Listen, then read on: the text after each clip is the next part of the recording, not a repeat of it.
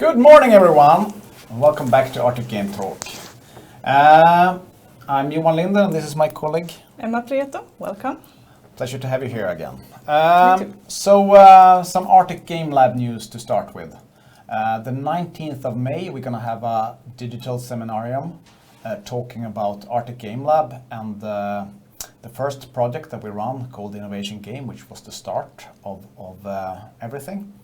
That project ended last year in August, and we'll present some results from that. We also have some research done by Brian McCauley from the Jönköping University. He will describe some of his findings, and we'll talk a bit about the state of Arctic Game Lab and the future of Arctic Game Lab. We're going to have a link in the chat for that. You can sign up for the event, and you are all very welcome to join in. It's a free event, and it's just good if it spreads.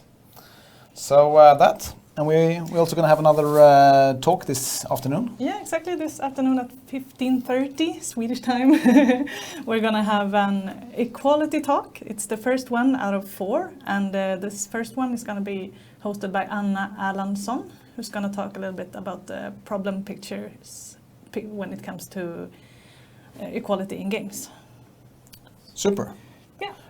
I think it's really important we raise these questions, and it's also a big part of the project actually to have more females in the game companies. So I think it's a good initiative. So it's going to be good. Yeah. Please join in for that as well, and we're going to have a link in the chat where you can join in for the event as well. Super. Another thing, a survey about COVID-19 was done by one of the organizations for European game developers, and we did a similar survey for games companies in the Arctic Game Lab region, and I have some results from that I just wanted to share with you all. So we've had 22 responses so far, and we look at some different questions. If we look at the impact on business, the majority says there's no effect of the COVID-19. Some say that business is better than usual, and a few also say that the situation is worse than usual. So quite good, I would say. If we look at the impact, 63% say there's no change or effect in business, and 36% say there are some delays in projects and deals and so on. If we look at the survival of studios, it's one company that responded that says they have 1 to 3 months to survive. It's 4 companies that has 3 to 6 months to survive. It's 2 companies that can survive 7 to 12 months, and 9 companies that survive more than 12 months currently. And six of these companies don't know yet. But I would say that's quite good figures actually. A lot better than we were expecting. If we look at the effects, it's only one of the companies that say it's serious bad effects when you look at the impact on negotiations with the investors, partners or publishers and so on. There are some delays in projects, missed opportunities, but most say that's no effect. So I would say it's quite good. And when we look at the company sizes of the companies that has responded, it's all types of companies from really small indie studios with no employees up to 25 plus studios. So I would say we are quite happy with that. Okay, that's it about the COVID-19 situation. We also, as a effect of the coronavirus, many events are going digital, as we reported earlier. And last week we had White Nights Hub in Russia. It's a digital event where you could meet investors, publishers, you could go to the expo, you can listen in to talks and so on. Quite a lot what you expect to find in a games conference. And we actually participated in it. It was some problems with the technology, I would say, with the internet not working all the time and so on. And I would say it was a good opportunity to find investors, publishers and so on. Quite a lot of the companies were there, and it was a good way to find them. So I think it's something we're going to look further into for Arctic Game Lab and for our companies. to be a part of. We see several of these events coming in May and June, so I expect that's something that we're gonna have some sort of program or a way to support you to participate in. All right, we also have Cherie with us from Lulu. How are you doing, Cherie? I'm doing fine, thank you. Super. So you are also quite new in this project. You started now in March. Yes. So how is the gaming industry in Lulu? Have you found any companies? Yeah, I have actually, and I'm really glad that I came in March. It felt like I wouldn't say that the coronavirus helped me, but it actually like helped me focus on on the digital events and helped me like develop like some sort of system to meet all people online. So yeah, I found some companies, and I'm really it's going forward. Super. Cool. And are you doing activities in Lulu now to find more game companies? So what's happening there? Yeah, actually, since 3 weeks back, we've been having I called it spelfika, spelsnack or fika, which means game talks and fika, Swedish fika, of course. And we basically it's instead of an physical event, we just meet in Zoom and we talk about like what's going on, if there are any interests, if people just like want to talk about what they're doing in the project, or just if they're interested in gaming, game making. So it's a start, and in May 13th we will have something called Open Box here in Luleå with the help from Mikael Stenmark. Super. Right, we are really happy to have you in Luleå. It's fantastic to have your energy and passion there. It shines through your engagement. So we look forward to a big games industry in Luleå coming out of that. Right, nice to talk to you, Cherie. So some local news then. Yes, actually this Tuesday and every Tuesday at 18, Luleå Makerspace is gonna have an open online meeting. And this Saturday, they're also gonna have an online session on how to make games in Unity. So for those that are interested, please join in for that. Yeah. All right, more local news. The Swedish MYH that organizes the vocational educations in Sweden just sent out a press release that they're adding 6,000 new student seats for vocational education. And that means that the education we have in the region for that kind of studies can apply for these additional student seats. So hopefully these, we have a lot of these vocational education here, and they're gonna be able to add on quite a lot of students. So hopefully we'll have a really lot of game students here in the coming year. So that's great news. Super. All right, over to some global and event news then. We just had a report. According to Nielsen Superdata, digital revenue from games is up to $10 billion in March, making it the best month ever for game developers and digital spending. Nintendo's Animal Crossing New Horizons, they sold more digital units in a single month than any other console game in history, taking the total at 5 million units. So a lot. That is a lot. We also have another major release in March, which was Doom Eternal. They sold 3 million units, which is more than 3 times as many units as Doom sold during its launch month in May 2016. And if we look at the free-to-play game Call of Duty Modern Warfare, they boosted the game's monthly active users by 159% in March. Spending also increased 50% year over year for mobile games as a effect of the stay-at-home order. And for PC games, the users jumped 64% in February. So it's a lot. That is a lot. Yeah. And now some music news. Yes, Travis Scott actually had last week a spectacular Fortnite concert with no less than 12.3 million viewers watching the concert. So take a look at this video. Oh, we're missing okay. the video. See if we can get that video in a short while then. Let's get back to that. Yes. We have some other news.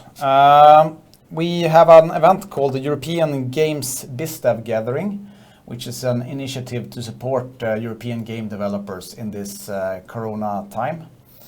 The event is May 13 to 14, so it's going to be quite soon. And it's mainly to for the local game developers in Europe to be able to pitch their games to investors and publishers. It's a 2-day event. It's the tickets are 35 euros each, so it's quite doable to be part of it. And when we look at the company list, it's a lot of interesting companies that you would like to pitch towards. So I think it's a fantastic opportunity that you shouldn't miss. So register for that event. We're gonna have the link in the chat as well, and we're gonna post it on our Discord channel as well. But it's just in 2 weeks, so be prepared to be active then. Further on, we have Games Now Online Jam number 2. This is an online game jam. It's Aalto University in Finland that organizes it. They've already had the first jam, and we had some participants from the region that said it was good and interesting. So we just want to reach out and say it's possible to be a part of this one as well. The event will be May 4th to 10th, so it's quite soon as well. But if you're interested, please join in. I can also say the theme for the jam will be sad games. So if you want to do some sad games, please tune in for that one. Cool, and now we're gonna have the video from the Travis Scott Fortnite concert. I get those goosebumps every time. I need the Heimlich, throw that to the side. This is a really spectacular video. It changes how you can experience music, I would say, and it takes it into a whole new world when you bring it into games like this. That's quite So interesting. it's gonna be interesting to see how the music industry will react to this, and Yeah, maybe it's the future of the music industry. could be. All right, fantastic. That's the new sessions. So over to the guest of the week. That's Joakim Achrén. Welcome, Joakim. Hey Johan, thanks for inviting me. Yeah, it's fantastic you can join us.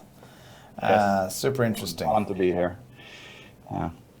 I don't know, you maybe could introduce yourself a bit to the people that's viewing us. Yeah, sure. So I'm Joakim Achrén. I'm from Helsinki, Finland. Originally from Vaasa, actually. So I'm pretty close by to you guys, just on the other side of the sea. Grew up there. Lived in Helsinki now for 15 years. So I got into gaming. That was 2000 when we were doing like these WAP games, if you remember those black and white mobile phones, where you would load something and it took 10 seconds to refresh the screen with new content. So it was not a big success, but that's where I started mobile games. That was 20 years ago. And since then I built 2 games companies, and today I want to talk about the 10 reasons why it is hard to raise money from investors. What are the commonalities for getting a no from an investor for funding? Super, and I would say that's really, really interesting for a lot of our companies that are actually looking for investors and publishers. So that's going to be really interesting to hear about. So please go ahead. For sure. Do I just jump in? Yeah, please do. You could share screen or how you want to do Yes. it. Yeah. I'll go into my desktop here and share you the presentation that I'm going to do today.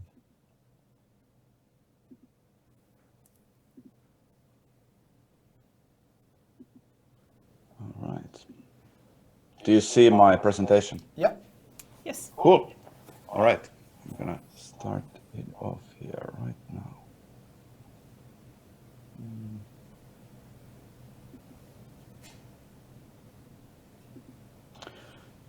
So hello everybody. This is my presentation to you guys. I think it's the first time I've met anybody from the Arctic Game Lab. I've known of you guys for about a year now, since I've been doing some trips to Oulu into northern Finland, and they were talking that there's similar activity going on across the border in Sweden, that I should really like come and talk to you about doing something together. So I think this is a really good first stab at exposing what I'm doing to help the game industry, especially startups in the game industry. So let's get going. The topic of today is 10 reasons why an investor will say no to your games company. So an introduction to myself. I'm Joakim Achrén, the founder and CEO of Elite Game Developers, which is like an online games business school for helping entrepreneurs, people who want to know what it's like to actually build a successful games company in modern times, where there's a lot of competition, a lot of interesting stuff happening, and still a lot of things to figure out and to explore. So I have a podcast which I started a year ago. There's 60 episodes where I interview game company founders, game investors on all sorts of topics. So you can find that on Spotify. It's Elite Game Developers Podcast. And then I have a blog on my site, Elite Game Developers, where I'm constantly posting new articles on things like how do you model a cap table for your gaming startup, where you have investors coming in and taking a share of your company, and you want to kind of like see further down the line what it looks like with the ownerships and things like that. So there's a lot of those kind of articles and templates that I'm sharing. And I just released a book a while ago called The Long-Term Game, How to Build a Video Games Company. It's on Amazon. If you go and look up Long-Term Game and with my name, you'll definitely find it there. And I have online courses specifically around gaming startups. I have one course that I'm going to be talking about later in the presentation today, how it works. But yeah, on my background in gaming, so I started my first games company in 2005 called Iron Star Helsinki, which was doing virtual worlds for Nokia mobile phones. Like, that was a sad try at building something cool that now, you have companies like Fortnite and things like that are very interesting multi-platform virtual worlds. Back in those days, people didn't really have connectivity on their mobile phones. iPhone was still, years away. We pivoted to do Facebook games later and became profitable for a while, until Facebook closed down all the viral channels like the friend requests. And then we ran out of money. I went to work at Supercell in the early days before Clash of Clans and Heyday. I was there for over a year running their analytics department. And then when those games sort of started rocketing, making millions every day, I was like, I need to do another game startup. And then I left to found Next Games with 4 other people here in Helsinki. I left last year because I wanted to do something else. I saw that I wasn't sort of like, there was no more personal growth for me at that company. I wanted to go into helping entrepreneurs. I already had been mentoring, advising a lot of people in gaming through the years. And it felt like a calling for me to start Elite Game Developers.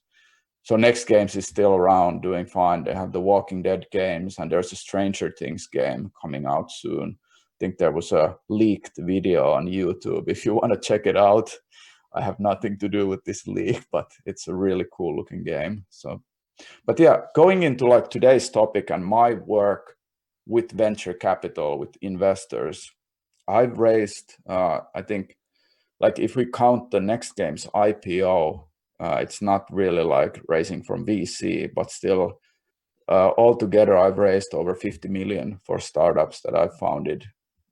And I really saw at Supercell why that company got I think 12 million early stage before they had Clash of Clans and Heyday. They were doing the Gunshine game. They still, you know, managed to raise that much money. All of these kind of learnings I've been trying to put together now into what I'm delivering through Elite Game Developers and today as well in the talk. So what are the odds of,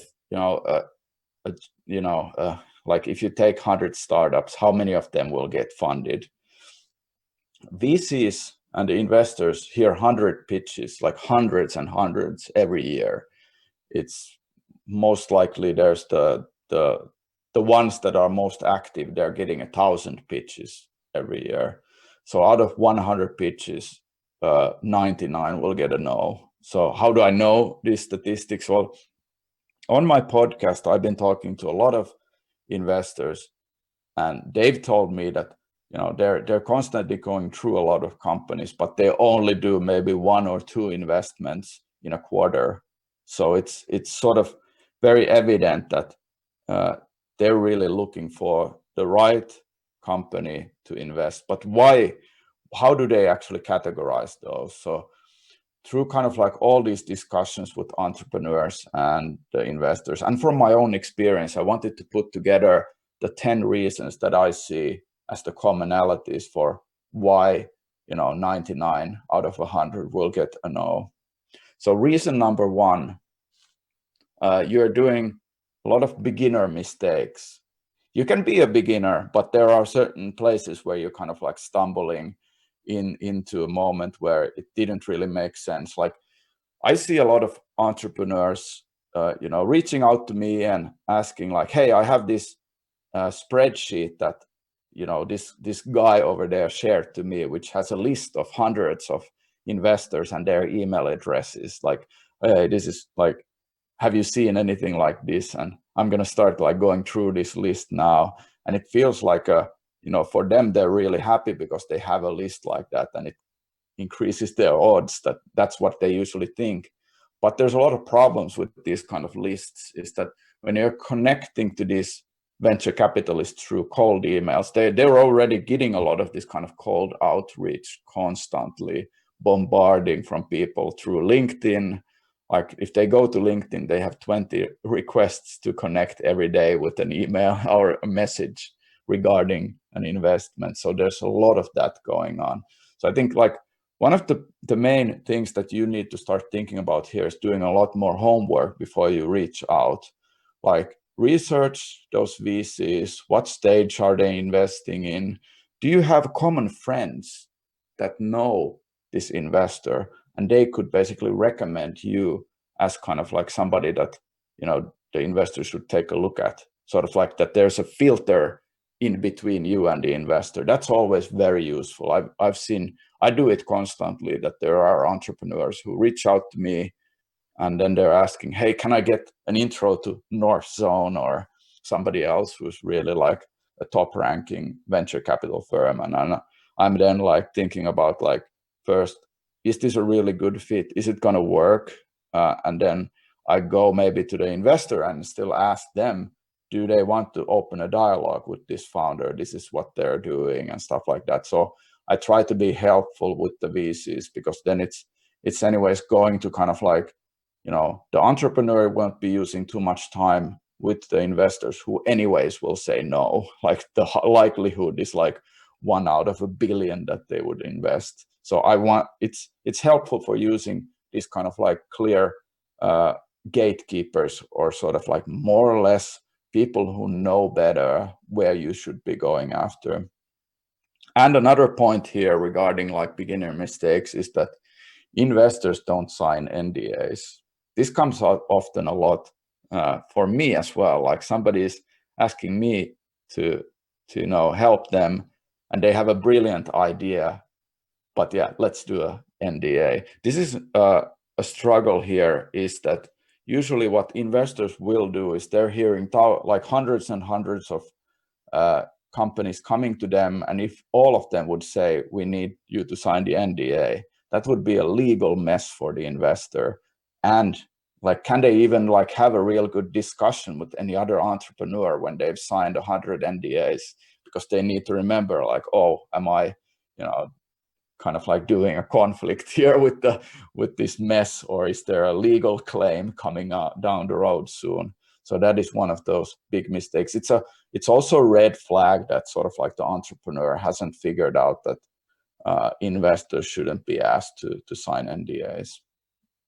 Reason number 2, so lack of clarity on the money side, like how much you are raising and where are you raising. So you need to think about this money as not something that you're going to be paying higher salaries for yourself, or that you can live the life that you lived before you started building your startup, that you were getting a comfortable salary when you were working for the bigger game company. You need to think about, like, how much am I willing to take that I can survive? Like, what is the minimum? And then as the company starts making money from the games, you can think about these higher salaries of, like, there's more money coming in. But sort of like when you're at the stage that you're using investor money to, live on that you definitely don't want to take a bigger salary. So I always think about this analogy for, like, when the money needs to go for growing a company. Like I explained that you're building a video games company, so you're playing a video game yourself where you're kind of like on level 1, you're meeting these challenges and obstacles and enemies down the line in the level, and then you get to the boss fight. And in a sense, with your startup, you're going to need investor money to beat the boss and to go to level 2. And this money shouldn't go into just, fumbling around on level 1, or like not having, beaten already some of the obstacles along the way and seeing that the end boss is now coming for you to reach level 2. So then the money goes to level 2 operation, and then usually what happens is you're going to want to raise some more, like a bigger round, because you want to go to level 3 as well and to operate on level 3, not stay on level 1. That's the clear guidance here. So reason number 3, so not thinking about the fit. Like you have the spreadsheet, let's give this example again, of 300 investors, starting off with the first one, alphabetically going through them.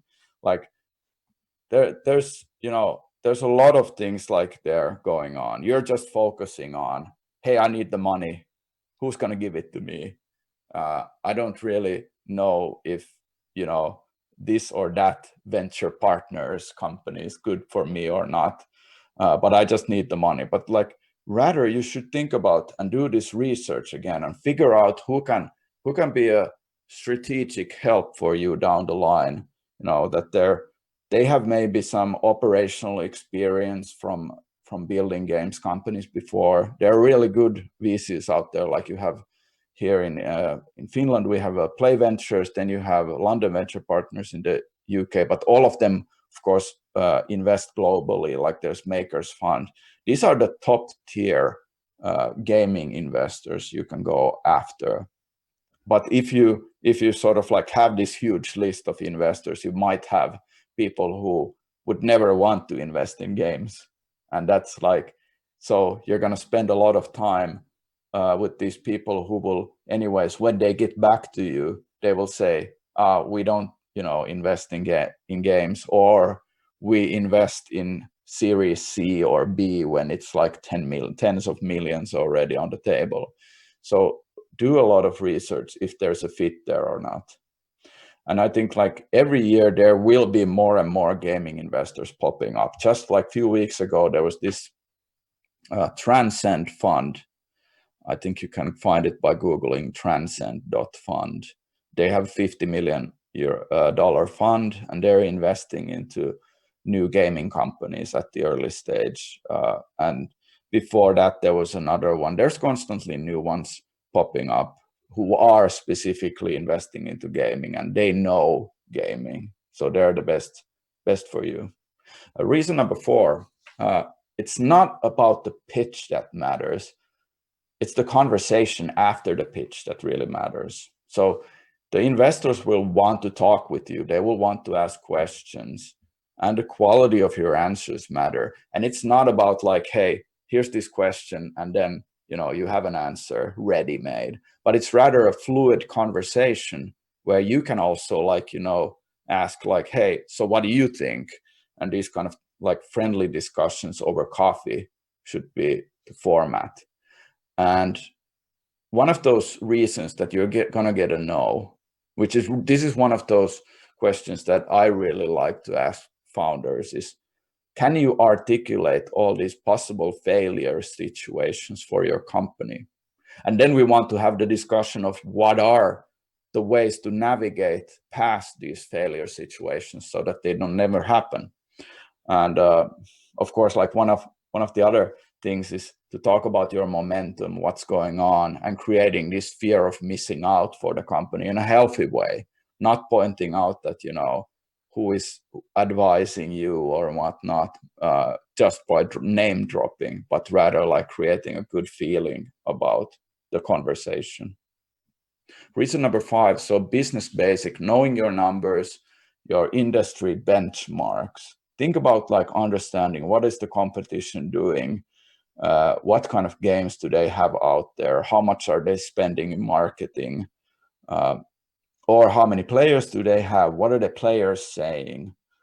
Don't focus on the small or highly competitive markets. I really like to hear people talk about a bigger vision that the company will be building this one game now, but the game is sort of like just one step towards a bigger vision.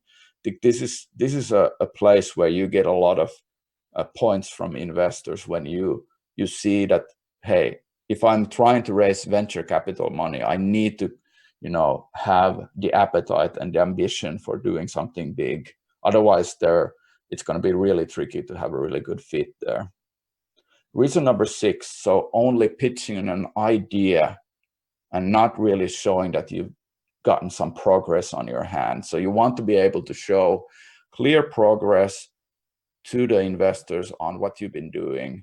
Like you could have prototypes, you could have your first players playing the game. Maybe it's already on Google Play that people can try it out. So what are the metrics there? What kind of updates have you put out to improve the metrics of your game? Reason number 7, technical skills versus product and market understanding. I think this is very interesting when this is sort of like an extension for the conversation after the pitch. Like how well are you adversed outside of technical skills? Like technical skills could be that you're really good at tech, just you have the best Unity people who can build the best games, metrics, how to build a virtual economy, you've built games before. So it's about like having these things, but then the product and market understanding is often something that doesn't really come out of the game designers, especially people who went after the games career as a passion. They're sort of like building their favorite game idea, but they don't really articulate enough what the end user, the player wants. What is their need that your game is addressing? And also, what are your insights that you have about the market that maybe even other people don't have? Spend some time on thinking about these insights, because I think that's one of the crucial reasons that you get closer to a yes than a no. Reason number 8, so having focus. I categorize this kind of like focused entrepreneur into two kind of like things that they should focus on. Having a short-term clarity on what they're doing and a long-term thinking big. So what does the short-term mean? What you could think about is like, what are the top 3 things that need to happen in the next 6 months? But also to show real clarity, you need to state what you're not going to do. Like what kind of activities, like where do you spend your time versus like not doing it? Because you then start going through kind of like, hey, this entrepreneur is actually pretty focused. I might invest because I can work with them because they're not all over the place. It's just, unfortunately, that's the way it goes. Then long-term talking about a vision and a mission for your company, because then the investor will see that, hey, this is somebody who really wants to lead people, that they can talk about things that will make people jump out of bed in the morning and be motivated to come to work and work towards this, bold, bigger vision than life. And thinking also about these topics that really go into the long-term thinking is like, how do you build a team for the growth? Can you get people? Can you get talent? What are the critical team members that you lack right now to actually go 12 months into the future, 24 months? Who will you need then to have in your team? Like, these discussions will really give a positive impact for the investor. Reason number 9, unique insights on product and distribution. Like, both are needed. You need to think about that, how to make these games, why players want to play them, but also distribution, meaning marketing. How do you get people to notice your game? How do you grow a player base? Understanding that side is really important. And how do you keep your players once they're in your game? Reason number 10, not being a storyteller. I think this is where so many people that I've helped in the recent months, they have issues with telling a really compelling story. What is the bigger than life idea that you have? Okay, it might be now one game.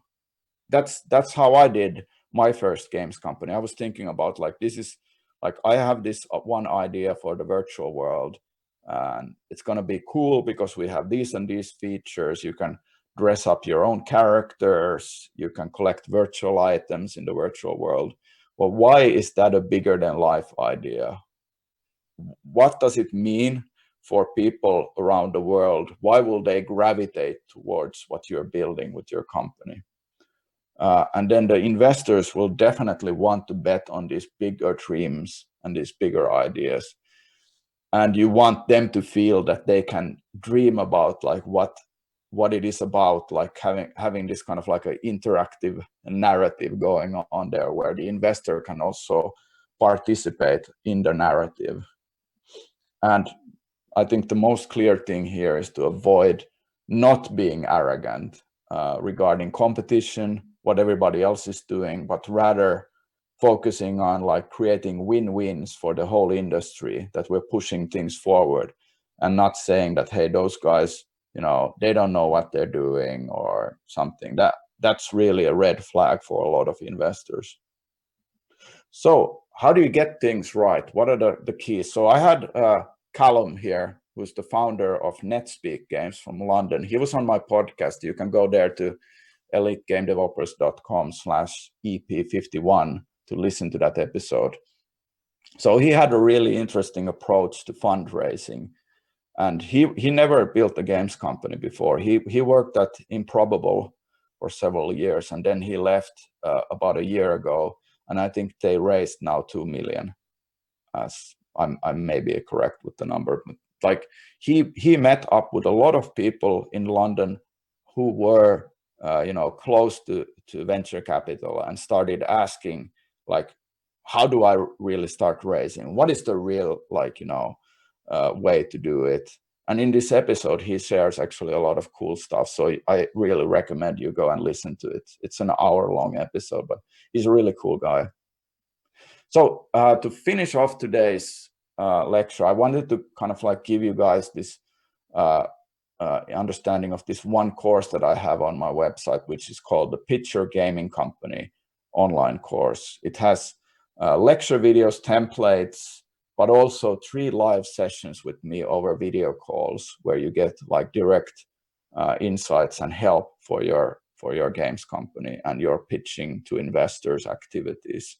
And you're going to get a lifetime access to the updates. So you can check it out on elitegamedevelopers.com/pitch. So I'm happy to take a lot of questions, and I'll answer a lot of them. Thank you, guys.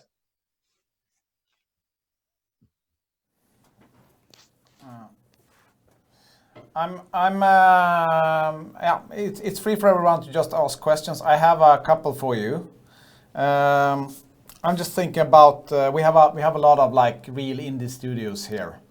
If you are that studio and you don't have access to the best Unity developers, you have well, you probably have some quality issues or some team issues or something. How do you pitch? How do you get through, or will you get through?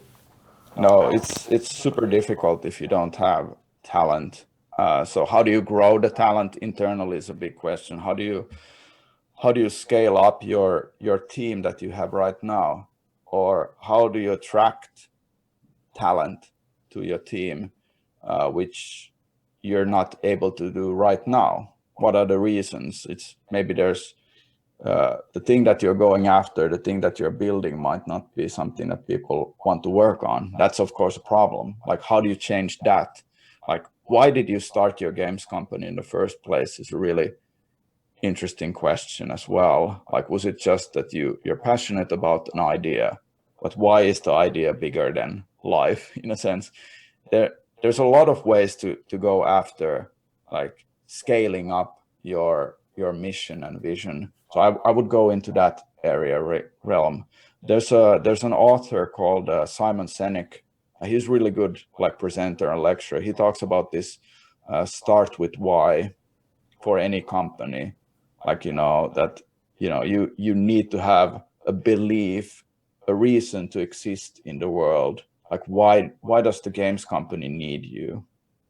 Yes, somebody's Magnus Söderberg is pointing out that he knows what I'm talking about. Yeah, so that's one of those, like, if you're thinking about an indie company, that's fine. Like, I love indie companies. I try to help them navigate, how could they start paying salaries for themselves with the games, because I think that's what you want to do. You want to have a job in the industry and you want to be your own boss. So how do you achieve that? There's a lot of tools out there. So Simon Sinek, check out, he had a new book as well called Infinite Game, which is about companies who are not trying to win, but they're trying to stay in the game. Like, there's a different mindset and mentality there, where you're not, just thinking about short-term rewards, but like long-term road ahead, where you have rewards as side products of just being on the road. Yeah, I think there's two reasons why you start or why you want to go into the games industry. It's first that either you have a passion for the games, or you have a passion to get money. You want to get a successful company, and I think those two routes will change the look and feel of what you do. It's gonna reflect in how you pitch your game and how you think about your company. Is it like, should you downplay something, or should you how should you handle it? Is it important with the passion for the games, or is it important with the passion for the money? I think it's important for the passion for the games. That's what the investor will also want to hear, in a sense. Like, they want to invest in life-changing ideas, which are bigger than just one game, in a sense. Of course, there is a financial incentive there that they need to, when they're investing other people's money, like they have a fund and they're investing from that fund, they need to return the fund to their like limited partners who put money into the VC fund. But in a sense, like, the bigger than life ideas are usually about, a passionate entrepreneur going after something huge because they want it to change the world. I think that is the ultimate story. So can you find something that really has meaning for you? Like this kind of, hey, I want to, every morning when I wake up, I'm so passionate about the idea because like, if you have one game now, what will the next game look like, the next one? And you're building a company that stacks on top of these games. So I would say focus on the game, but also think about, first off, how do you pay your salaries? What do you need to do there? and then afterwards, when you become profitable, how do you sort of like hire more people to change the world? Kind of like you go into that realm more once you've sort of like been able to pay your salaries. Yeah. I think that connects to the storytelling as well. And I suspect, like for being an indie developer, the storytelling is going to be even more crucial to get through. Yeah. That's the tricky part, to get to deliver that game that changes the world.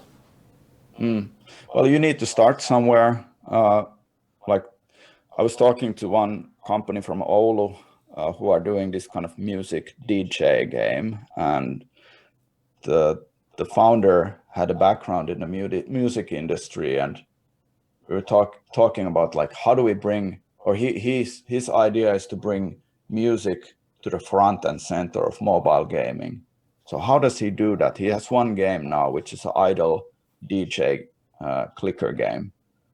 So that's sort of like he's climbing a mountain, like an analog of climbing a mountain, and he has reached the first kind of like platform there on the mountain with the first game. What has he learned so far? What does he need to learn to reach the next platform? Because there's constant learning happening. So it's not just, we do a game, if it didn't work, we throw it away and we start from zero. But rather, like, think about game development as a constant learning progress, that you're a learning machine that learns about company building, company, like games companies building specifically, how you make money, how can you survive. Once you start surviving, you can start thinking about the other benefits there down the road. But it is sort of like a path that you start off with, and it takes a long time. I see quite often when we look at indie games teams, it's students that met each other at school and start doing a project and start building something. Yes. But if we look on the other side, on quite many successful games, the teams are more divided. It's people come from different places with different experience. Is that will it be a big problem if you just have a couple of students that do games together? Will they be able to succeed, or do they need to think in other ways? Yeah, I would say like start figuring out what you need to learn next. And it's not about, becoming better at Unity or something that, like, of course you need to have people who are programmers who are coding the games. But at least in the team, you should have one or two people who are curious about why, certain things work in the market, why some companies become profitable, and what is the things that you can take, utilize and learn from the companies that are starting right now. Like there's a lot of people who look at older games companies that were founded 20 years ago, who are doing console and PC. Their models have evolved as well, and they're also might be struggling now with the ways that they get the games to the people's hands. They used to go through Sony publishing their game or something like that, and that route isn't something that is going to work for you. So rather look at the companies who are just being founded, who just got investor money. What are they doing? Ask around and learn from companies who are at the same stage as you are, rather than the big ones. Super. Right, we have a question in the QA. Yeah, actually 2 questions. Do you have any advice on how game developers should start building hype around their games? That's the first question. Yes. I have two kind of like answers. I think I sort of advise everybody to first start thinking about hype around their company. Building that through like the start with why stuff, like why are you existing in the world, and creating something compelling, and then the game is sort of like the side product of that company needing to exist in the world. So yeah, and of course, like then when it goes down to just finding finding more players for your game, like going and understanding on mobile, like how user acquisition works, because nowadays in mobile it's all about seeing if you can, you know, return your ad spend. So it's not about like building hype that much. But on PC and console, that's a different thing. And there I advise a lot of people to talk to also other companies who are currently trying out things. Discord is, of course, very interesting. I don't have any personal experience with Discord, but yeah, ask around from other developers who are on the same platforms, who have just recently done something on the similar scale that you are trying to do. That's a really good place to start. And a question, does the VCs usually have an opinion about marketing the game before it's released? It really depends on what you're doing. I think the more common thing that might come up is that, hey, you guys don't have anybody who understands marketing. How are you going to address this issue? I would say this is more of a like, hey, the company is missing a critical team member who would be looking after marketing or figuring it out, or how user acquisition works. And that's what the investors can point out. This is something I've heard a lot, is that, yeah, it's an interesting team, but it seems that they have their hands full with making the game and nobody's really looking into how the distribution will work.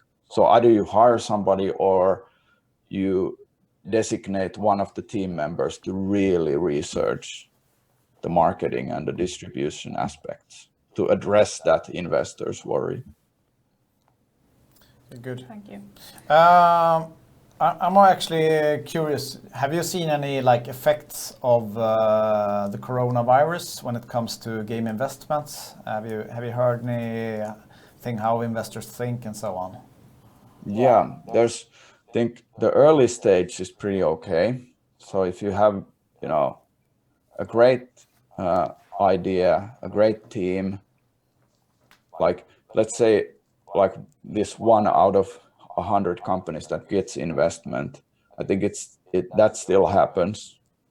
Investors are still looking at cool companies, and of course, like now you have like the world is changing where people are more and more in these kind of virtual environments like Zoom.